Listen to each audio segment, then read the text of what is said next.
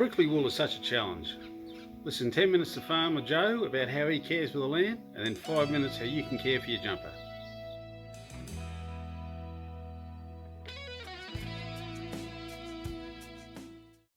Hi, this is your country uncle here, Uncle John, telling you about family farmers and the wisdom of wool.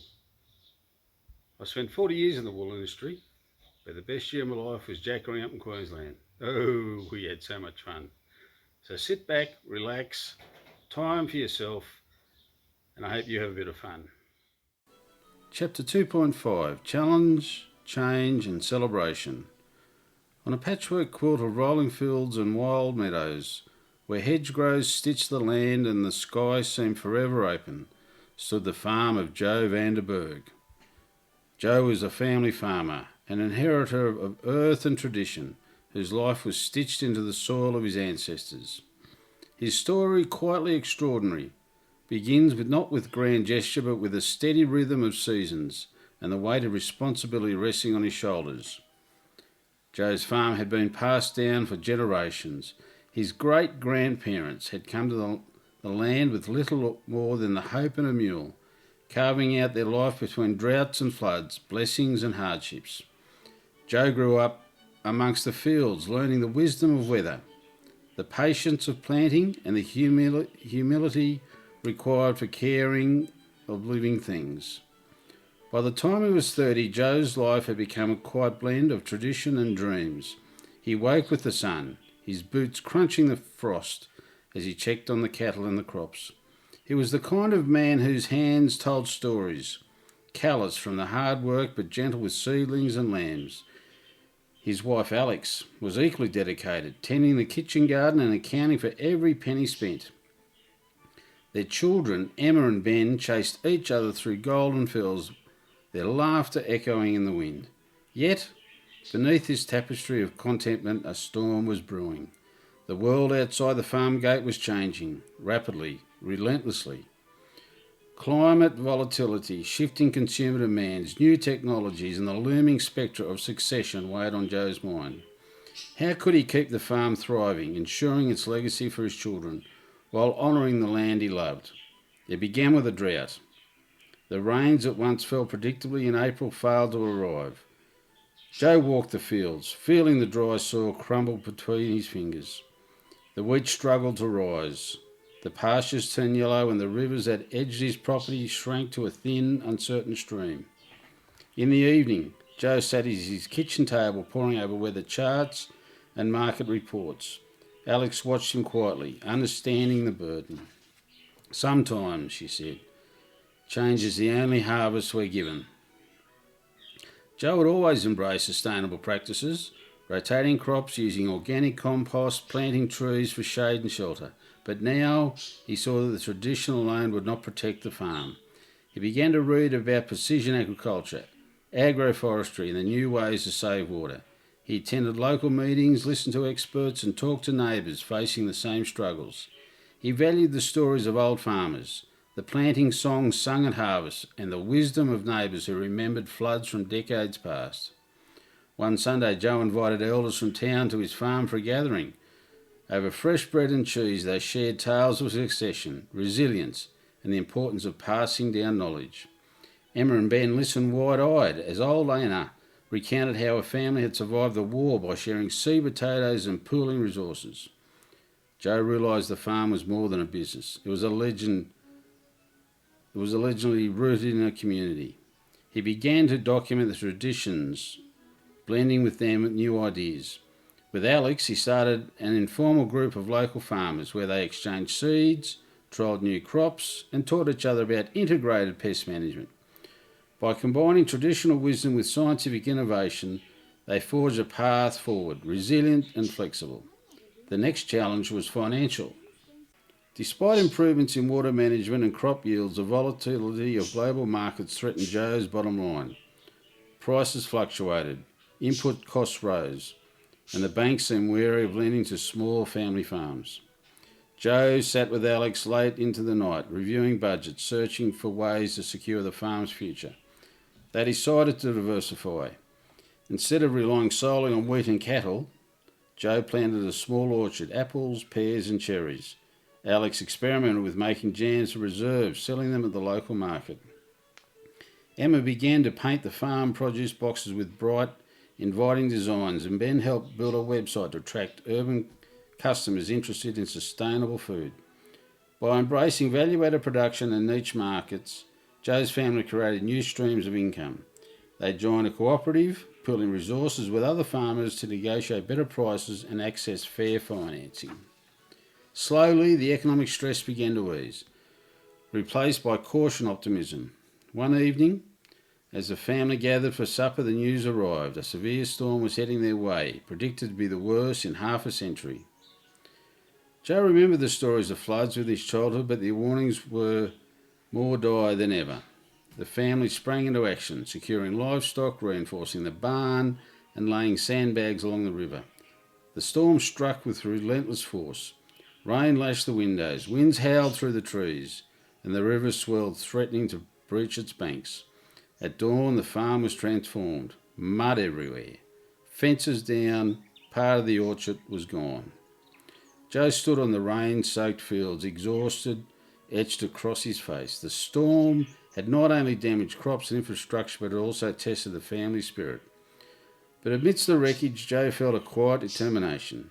He remembered the lessons of resilience, the support of a community, and the promise of adaptation. Neighbours arrived with tractors and shovels, offering help. The local cooperative organised a relief fund, and Alex rallied the community to prepare meals for workers. Emma painted a mural on the barn, depicting hope rising from the floodwaters. Joe surveyed the damage and then began to rebuild. The family replanted the orchard, repaired fences, and restored the land. The soil sensor, battered but intact, continued to guide irrigation, proving the value of technology. Joe's farm, though scarred, survived the decades of hard work, innovation, and unity.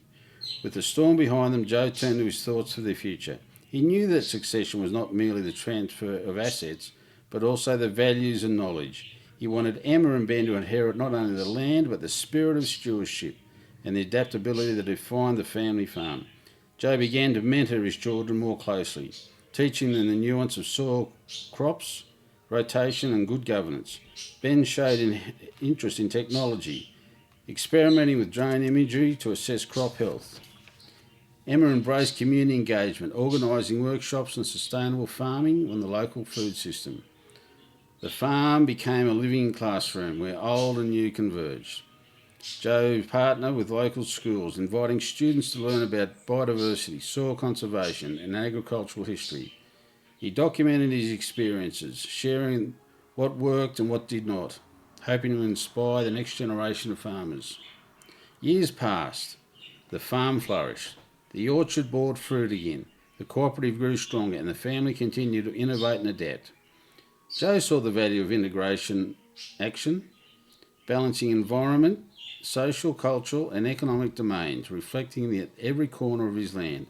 The farm became a model of sustainable agriculture, drawing visitors from near and far. Joe spoke at conferences, shared his story in newspapers, and mentored young farmers across the region. Alex Preserve won awards. Emma's murals became local landmarks, and Ben's technology experiments set new standards for resource management.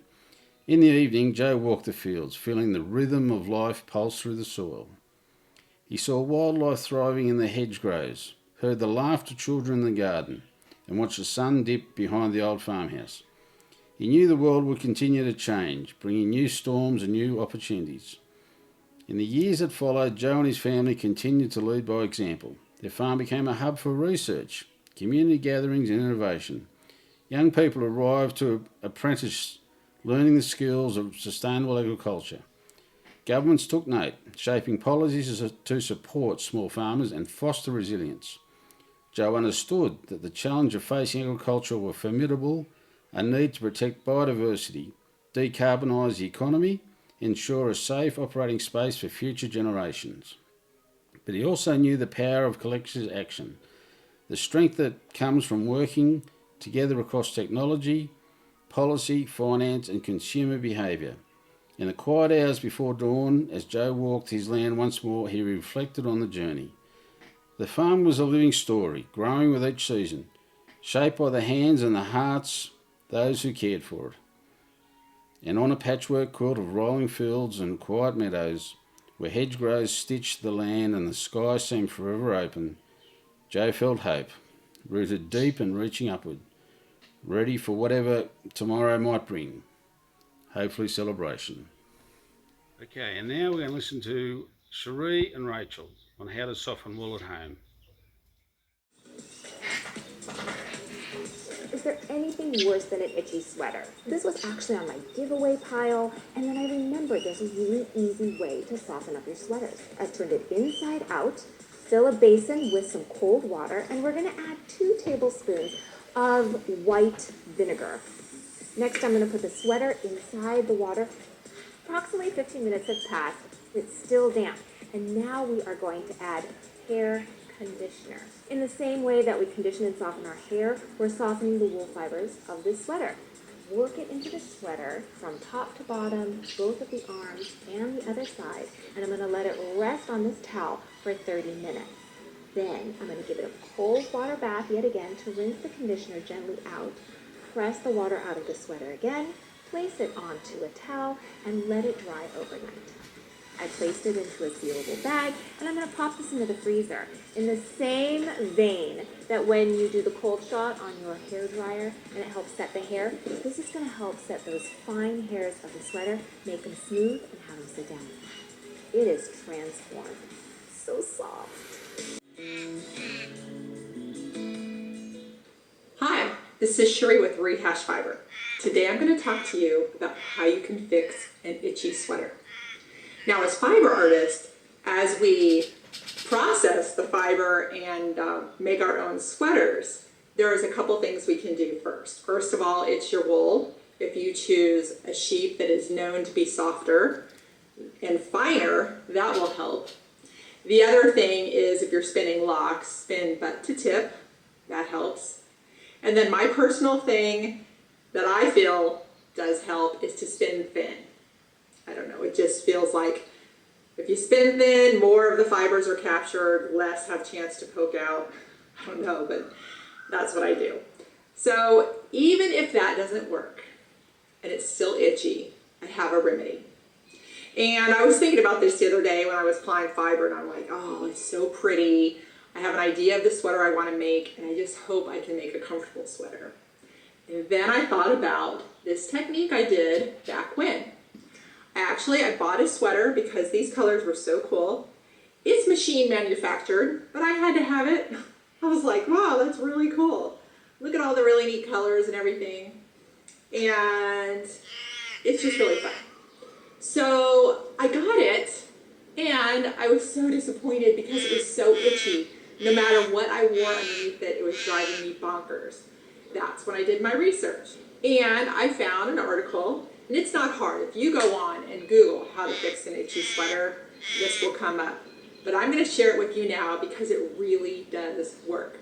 The article was titled How to Fix an Itchy Sweater, and it's by Alyssa Goodman. And step by step, I did it. First, you want to turn it inside out and put it in a sink of cold water with a few tablespoons of vinegar in it and get it completely soaked. Then when you drain it, you take good quality hair conditioner.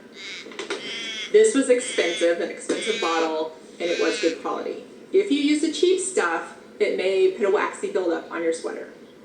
And the only thing I have to recommend is this has a coconut smell to it, and that coconut smell stuck with this for a very long time, and I didn't like the smell. So maybe you want to get a smell that you know you're going to like, or unscented. Then you massage the conditioner into the sweater all over. I do believe I did, inside and out. It was covered. And then you let it sit for 30 minutes. Then you rinse it and you pat it dry with towels. Then you let it dry completely. Then when it is dry, you fold it up and put it into a plastic bag and put it in the freezer overnight. And you know what? It worked. It made this sweater very wearable. I cannot wear it over like a t-shirt because I still can feel a little bit it's not bad. But I usually wear a long sleeve t-shirt or more, whatever, under this, and I love it. And I will wear it all winter long. I just love the pops of color. I love that it's now comfortable, and that is how you can solve it. So for the yarn that I'm flying and the sweater I'm going to make, after I've tried everything, if it is itchy, that's my plan. So I hope this helps you out if you're dealing with an itchy sweater. And do go, if you want to print up the steps and read it again, please go see Alyssa Goodman's article, How to Fix an Itchy Sweater. Thank you to Cherie and Rachel for showing us how to soften wool at home. And remember, life's short. Find your joy. And always remember it so you always enjoy it.